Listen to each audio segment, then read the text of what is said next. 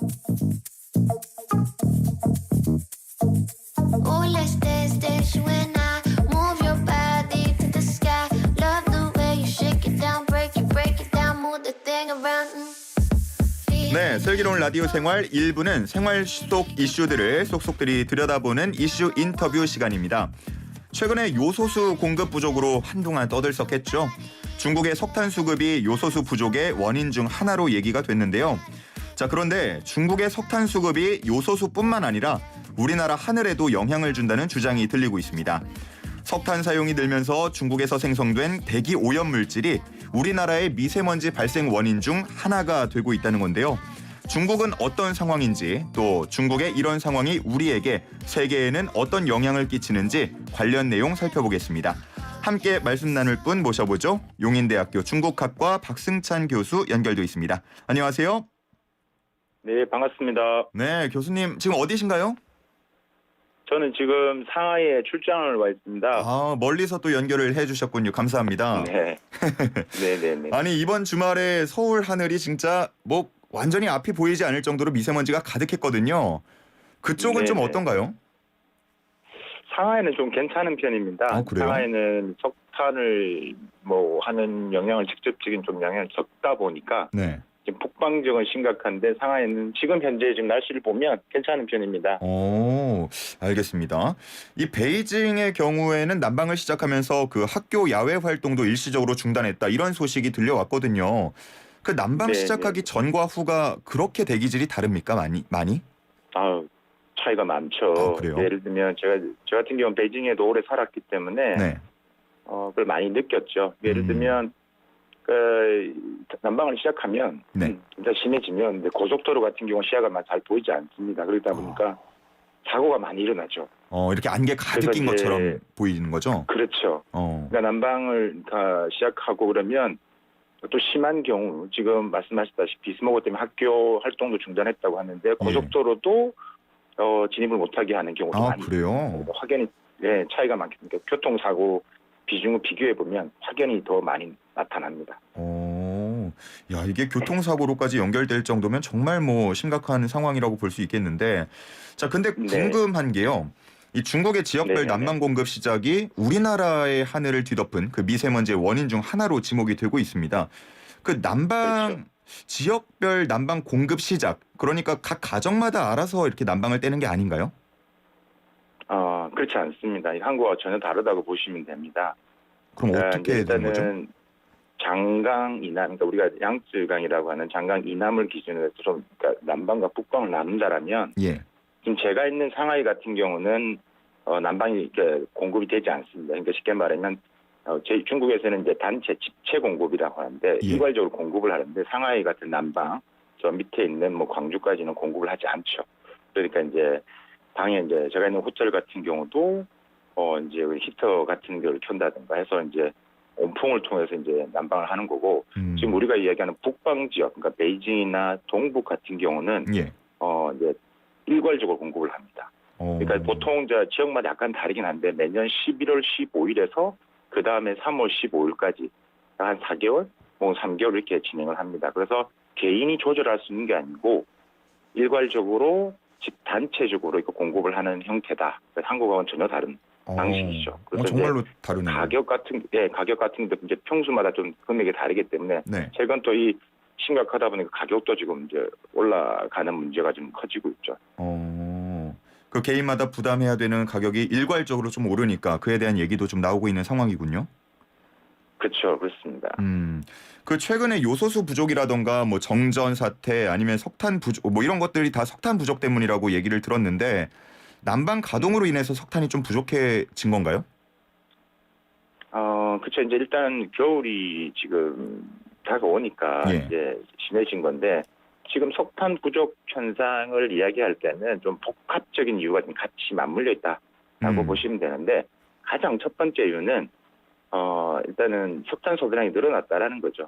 예. 그러니까 그전에는 괜찮은데 지금 이제 겨울 되니까 더 추워지는데 전반적인 중국 경제 성장이 이제 좀 빨라지면서 매년 지금 에너지 소비량이 한 3.8% 성장을 하고 있습니다. 그러니까 중국이 생산량과 수입량은 제한적인데 이게 사용량가 늘어나니까 계속 이런 이제 석탄 부족 현상이 있다라는 첫 번째 이유가 있을 것이고, 두 번째는 이제 시진핑 주석이 지금 이야기를 하고 있는 탄소 정점, 뭐 탄소 중립, 이런 목표 달성을 위해서 각 지방 정부별로 이 탄소 중립 할당량을 지시를 했습니다. 그러니까 줄여라. 그것을 이제 중국에서는 이중 통제라고 하거든요. 그러니까 에너지 감축 정책인데, 그러니까 에너지 소비 강도를 줄이고 총량을 줄이는. 이러다 보니까 지방 정부에서 중앙 정부에서 내려온 그 할당량을 맞추기 위해서 줄이기 시작한 거죠. 두 번째가 이제 있고, 세 번째가 이제 동시다발적으로 석탄 말고라도 이제 중국 수력 발전도 있을 것이고, 이제 그 뭐 여러 가지 풍력 발전도 있는데, 이게 이제 가뭄, 태풍 영향, 바람이 또 불지 않아서 그냥 우리가 비하석 에너지가 제대로 작동하지도 않았던 거죠. 이게 복합적인 이유로 합쳐지면서 지금 이제 우리가 보고 있는 지금 이 전력난 이슈가 지금 커져가고 있다. 라고 이해하시면 될 것 같습니다. 말씀하신 대로 정말 뭐 전력난이 최악의 상황이다라는 얘기가 들려왔고, 심지어는 뭐 거리의 신호등이 꺼질 정도였다라고 들었는데 현재는 좀 나아졌습니까? 네, 맞습니다. 제가 이제 이번에 출장한 목적도 지금 있는 현상을 좀 직접 현장을 보고 그다음에 인터뷰를 좀 하기 위해서 지금 출장을 왔는데, 어떤가요? 한국에서는 지금 뭐 지금 중국에서 지금 보도되고 또 그것을 계속 서울에서 이제 매체에서 소개를 하는데, 중국 전력망 그 회사죠. 그래서 이제 전력이 좀 해소되었다라고 발표했는데 실제 현황을 좀 보면 그렇지는 않은 것 같습니다. 아직까지 문제가 크다. 예를 들면 제조 공장 라인이 많은 이제 연해 지역 같은 경우는 그 지방 정부에서 일종의 정전 계획서를 작성하게 합니다. 통지문을 보내죠. 그래서 30일 한 달 중에서 15일 정도를 정전을 언제 할 것인지를 기업들로 스스로 표기를 해서 제출하도록 하고 있습니다. 그러니까 이제 자율적으로 이제 알아서 계획을 이제 제출하라고 하는데, 문제는 이렇게 제출을 했는데도 그 날짜가 아닌데도 정전이 되는 경우도 많다는 거죠. 그러니까 좀 매우 지금 상황이 안 좋다라는 거죠. 현장에서는 제가 느껴지는 것들이죠. 말씀하신다시피 또 이 신호등도 드문드문 꺼져 있는 것도 지금 지역별로 다르지만 특히 공장이 많은 지대는 그런 것들이 지금 나타나고 있다라고 이해하시면 될 것 같습니다. 현재까지도 거리에 신호등이 꺼진 곳들이 지역마다는 있다. 그렇게 말씀을 해주신 거죠? 네네. 특히 이제 아까 말한 공장이 많은 연해 지역 같은 경우는 그렇다는 이야기입니다. 정말 심각한 상황이 아닐 수가 없는데, 그 최근에 이제 국내 요소 생산 관련해 가지고 뭐 중국은 석탄 자급이 되기 때문에 가격 경쟁력이 있지만 우리는 그런 부분에서 좀 어려운 상황이다, 이런 또 이야기가 분석이 나오면서 중국은 석탄 자급이 뭐 부족한 상황인가 아닌가 이에 대한 궁금증도 있었거든요. 중국의 석탄 자급률은 어떻습니까? 제가 이제 앞에 잠시 말씀드렸다시피 중국이 석탄 자급률이 이렇게 사용량이 늘어나면서 지금 힘든 상황이죠. 중국 석탄 매장량이 전 세계적으로 한 15% 이상을 차지합니다. 그러니까 적지 않은 양임에도 불구하고 계속 이제 사용량이 늘어나는 것들이죠. 그러니까 이제 뭐 매장량도 있고 생산도 되는데 그걸 사용하는 게 더 많다 보니까 항상 지금 이런 전력난 이슈가 이번뿐만이 아니라 사실 이번 전력난 이슈는 작년 12월부터 계속 나왔던 이야기입니다. 작년 12월에도 나왔을 때 중국 정부에서 이 전력 관련 회사를 불러서 심각하니까 지금 석탄 부분들에 대해서 조금만 더 늘려야 되고 이런 이야기를 이제 계속 이제 하다를 했죠. 그런데 우리가 호주산 석탄 수입이 조금 중지가 되면서 더 이제 가중되기 시작했죠. 그다음에 또 하나는 오래된 이 탄광 부분에서도 중국 정부 입장에서 이제 좀 사고가 많다 보니 이것을 또 폐광시켰고 이런 이유로 인해서 이런 문제가 났는데, 작업률은 되는데 그보다 더 많은 사용량을 하니까 계속 이제 이 전력난이 있으니 우리가 앞으로는 계속 이제 하나의 상수로서 변수가 아니라 계속 이제 맞닥뜨려야 될 현실로 받아들여야 되지 않을까라는 저는 이제 그렇게 이제 보고 있는 겁니다. 네네. 말씀해주신 것처럼 그 호주산 석탄 수입을 중단했던 그 문제도 역시나 이런 지금의 사태를 불러일으키는 그 원인이 되고 있다라는 분석이 많이 나오는데, 그 어느 정도 차지했습니까? 호주산 석탄의 비중이? 일단 이 호주산 석탄 수입이 중단돼서 이번 사태를 불러일으켰다라고 보는 것은 정확한 표현은 아닌 것 같고요. 영향은 미쳤지만 그게 다는 아니다. 왜냐 그러면 일단 2019년 기준 중국 석탄 총 수입이 한 2억 6천 한 500만 톤 정도 수입을 했는데 네. 뭐 인도네시아산이 제일 많습니다. 한 음. 53%를 차지하고요. 호주산이 한 28% 정도 차지하고 적지는 않지만 호주산 때문에 이런 이슈가 나타난 건 아니다. 자, 그러면 지금 현재 그 뭐 중국 호주산 그 수입 석탄에 대해서 뭐 한국 매체에서는 좀 지금 뭐 재개를 시작했다 이런 보도도 있지 않습니까? 예. 그래서 이제 부분인데 이건 이제 뭐 제가 보건대는 그러니까 외신 보도를 통해서 한 것 같고 일단 중국 정부에서는 뭐 혹은 공식적인 다른 매체에서는 공식적으로 언급을 하지 않지만 기존에 중국이 이제 수입을 이제 했던 호주산 석탄 그러니까 그 항만에 하역 그 이제 보관되어 있던 선박에 보관되어 있던 것을 이제 하역을 했던 그런 것들을 보면서 이제 외신에서 보도가 된 것 같고요.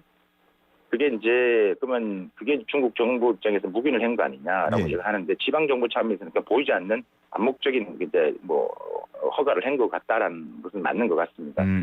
2020 올해 상반기 호주산 석탄이 그러니까 수입 규제로 인해서 거의 한 98% 이상 감소했거든요. 근데 네. 한 100만 톤 정도가 들어왔었습니다. 그게 지금 선박에 묶여 있었던 거고 그게 이제 하역을 하면서 이제 아예 중국이 전체적으로 호주산 수입 석탄을 완전히 제기한 거 아니냐라고 이제 보도를 하는데 그거는 좀 아니다. 하지만 그게 지금 묶여있던 게 풀어나면서 이제 조금 이제 보도가 된 것으로 저는 이제 분석을 하고 있습니다. 예. 그 앞서서 잠깐 말씀을 해주셨는데 중국도 뭐 저탄소 정책 뭐 계속해서 탄소 중립 네. 진행을 하고 있는 것 같습니다. 근데 풍력이나 태양광 발전의 경우 이 중국이 세계 1위 수준이다라고 알고 있는데 그래도 에너지가 좀 부족한 겁니까? 그럼요. 중국 전력 부분에 있어서 이제 비중을 보면 예.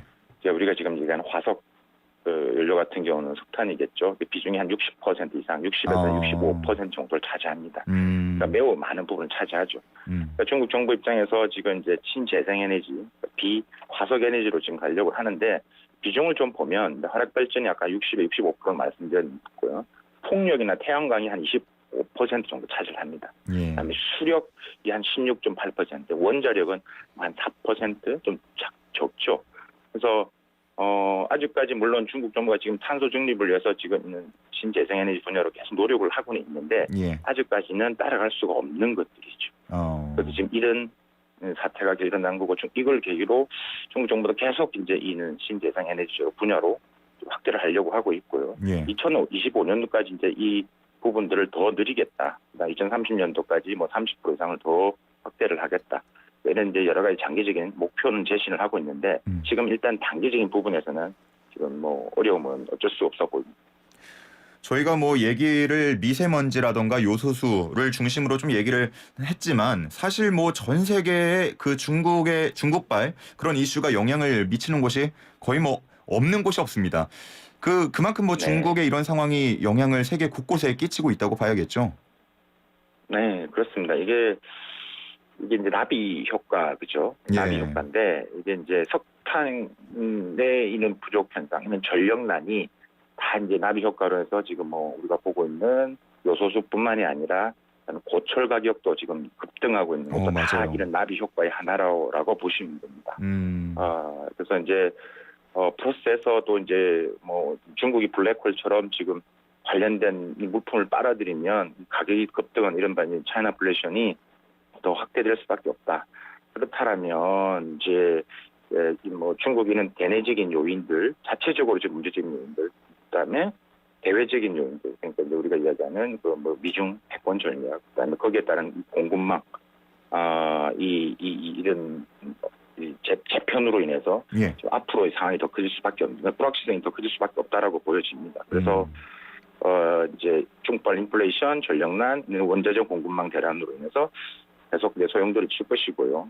그로 인해서 문제는 우리가 이런 와중에 우리가 이제 희생양이 되면 안 되는데 이제 이 미중 간 전략 분쟁에서 원자재, 광물 자원 이런 전략 물자들을 자꾸 이제 무기화할 경우는 우리한테는 어쩔 수 없는 직접적인 그 영향권 안에 들어가 있기 때문에 우리가 대중국 수입 부분에서 인권이 크기 때문에 줄 수밖에 없다. 따라서 일단은 우리 정부도 일단은 빨리 이제 친환경 산업으로의 전환을 조금 더 가속화하는 노력이 필요할 것 같고요. 네네.